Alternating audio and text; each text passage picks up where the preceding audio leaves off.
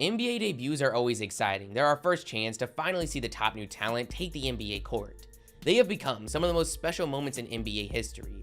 I don't think I'll ever forget Zion Williamson's debut.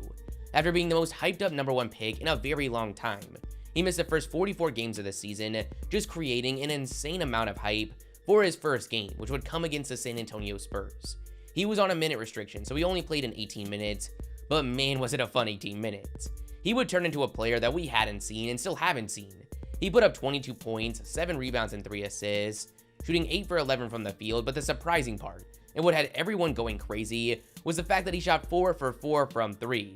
So far this season, we've seen some really impressive debuts, we've also seen some really disappointing ones. And with Cade Cunningham making his debut just recently, I thought we should take a look and grade all the debuts from this year's lottery selections.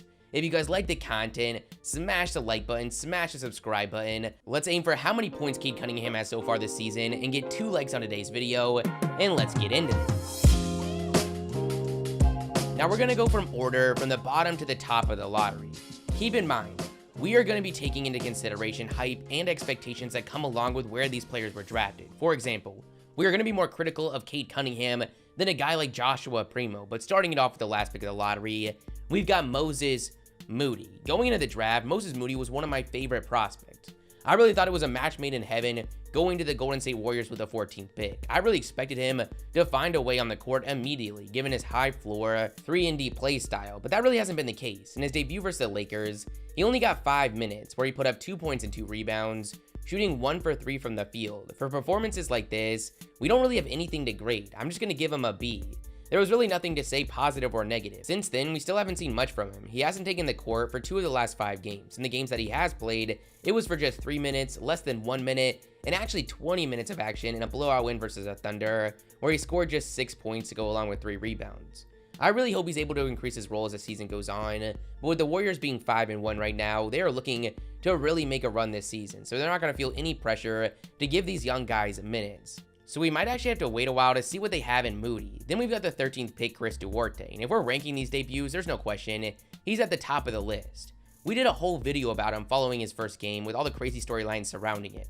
For one, he's the same age as Devin Booker, and reportedly the Warriors were aggressively trying to land him, which had to burn after he went out there and in his first game scored 27 points, go along with 5 rebounds and an assist, shooting 9 for 15 from the field and 6 for 9 from 3. Legitimately, one of the best rookie debuts we've seen in a very long time, so I've got no choice but to give him an A+.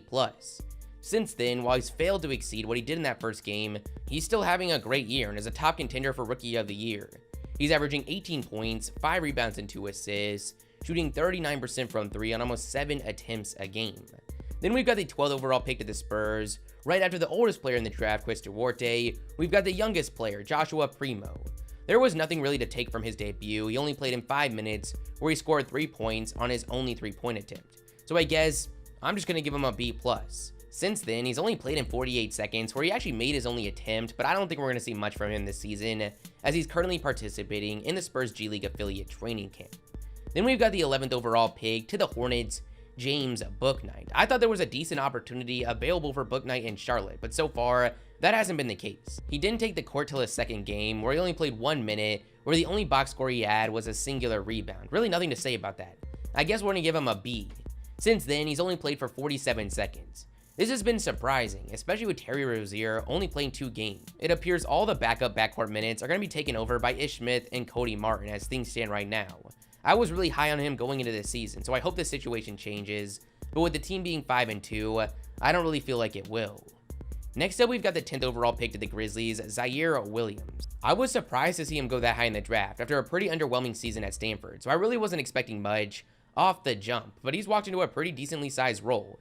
In his debut, he played 17 minutes, where he put up 3 points on 1 for 2 from the field, making his only 3-point attempt, to go along with 3 rebounds and an assist. He was plus 13 in that time, mainly due to DeAnthony Melton going off from 3, but still, I guess we're going to give him a B+. It's been a pretty similar story since. He's averaged 18 minutes, he's looked solid on the defensive end, but he's put up just 4 points on pretty terrible efficiency. Then we've got the 9th overall pick to the Kings, Davion Mitchell, who had a lot of excitement surrounding him going into his rookie season after leading Baylor to a national title. Now, his debut wasn't great. He played 24 minutes off the bench, putting up 2 points, 3 rebounds, and 3 assists, shooting 1 for 6 from the field, and 0 for 2 from 3, with a plus-minus of -10 in that time. Now, I'm still really high on him. He struggled to score the ball. He's averaging 8 points, shooting 35% from the field, but I'm really not worried, and he's looked super impressive on the defensive end. Next up is the 8th overall pick, Franz Wagner of the Orlando Magic. I really thought it was going to take him a minute to get things going, but that hasn't been the case. He started off in his debut getting 32 minutes, where he put up 12 points, 4 rebounds, 2 assists, 2 blocks, and a steal, shooting 6 for 9 from the field. A very solid debut, so I'm giving him an A-. Since then, he's actually been one of the best rookies to this point. He's looked very solid on both ends, averaging 14 points, 4 rebounds, and 2 assists, shooting 49% from the field and 44% from 3. Then we've got the 7th overall pick with one of the funniest nicknames in the league, Jonathan Kuminga. Now, he's been dealing with injury to start the season, so his debut didn't come till garbage time of their most recent game against the Thunder, where he had a very eventful 6 minutes. He picked up 2 fouls, 2 turnovers, a steal, 3 points on 1 for 4 from the field, including 2 air balls. I mean, we have no choice but to give him a D, but again, this is literally the smallest sample size possible.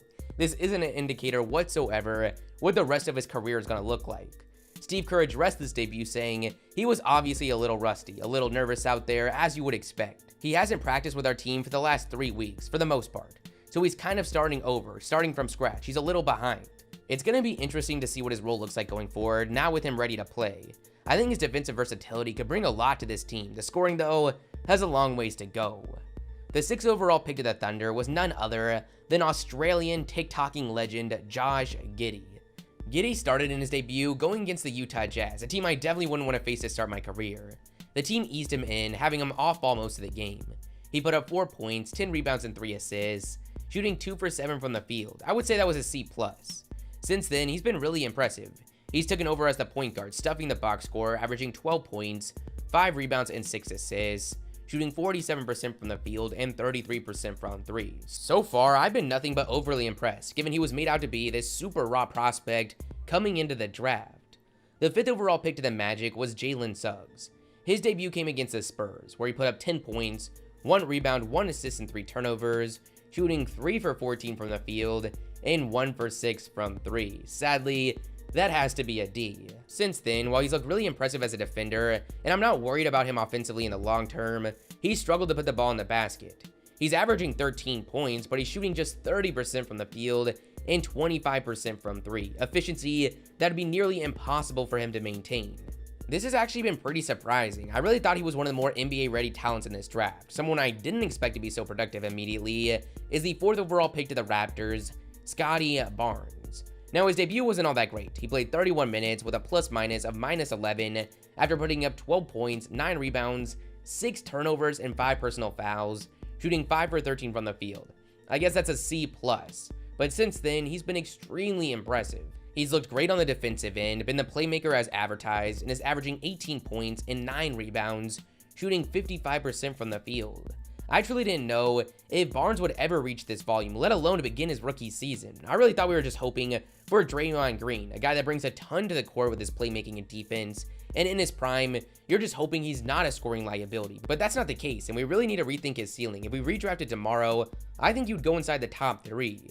But speaking of a top 3 selection, next we've got Evan Mobley of the Cavaliers, who had a great debut. I would say easily the second best of the lottery selections, only behind Duarte's 27 points. He played 38 minutes, scoring 17, go along with 9 rebounds, 6 assists, 1 block, and a steal, shooting 7 for 13 from the field and 1 for 2 from 3. I would say that's an A. On the year so far, he's averaging 13, 8, and 3. The 2nd overall pick to the Rockets was Jalen Green, who came in with crazy expectations after dominating in the G League and the Summer League. But his debut wasn't all that great. He put up 9 points, 4 rebounds, and 4 assists, shooting 4 for 14 from the field and 1 for 6 from 3, with an astonishing -37 plus-minus. That's insane. We're forced to give him a D, considering the expectations, but let me say it again, we are not talking about these players' careers as a whole, or even the Rockets' decision to select him. We are just talking about their first game, and for Green, it wasn't great. Since then, it still hasn't been that great. He's averaged 13 points, 4 rebounds, and 3 assists, shooting 34% from the field and 29% from 3. But if you've gotten a chance to see this kid play, it's clear the talent is undeniable. He is going to get things going, and that shows in the Rookie of the Year odds. as he's currently still the favorite. Then we've got the consensus #1 overall pick to the Pistons, Cade Cunningham. For some reason, his debut has become this very polar topic, and it shouldn't be. Yes, he's coming off injury. Yes, he's on a minute restriction. Yes, he played better than the box score suggests, but it still wasn't great. We are talking about the #1 pick, and as fans, we want to see something special. 2 points, 7 rebounds, and 2 assists, shooting 1 for 8 from the field, and 0 for 5 from 3 is undoubtedly not impressive. We have to give him a D considering the expectations and draft capital associated with him. His debut was turned into this cringy Twitter war of Team Box Score Watcher versus Team Watch the Tape. I watched the first half of that debut before the Thunder game came on. He didn't look that bad, but he clearly looked rusty and couldn't get anything to go down. The kid is the real deal. He's going to have an amazing career, and honestly, I think it's ridiculous he's fallen down to 3rd in Rookie of the Year odds. But that was undoubtedly a disappointing debut.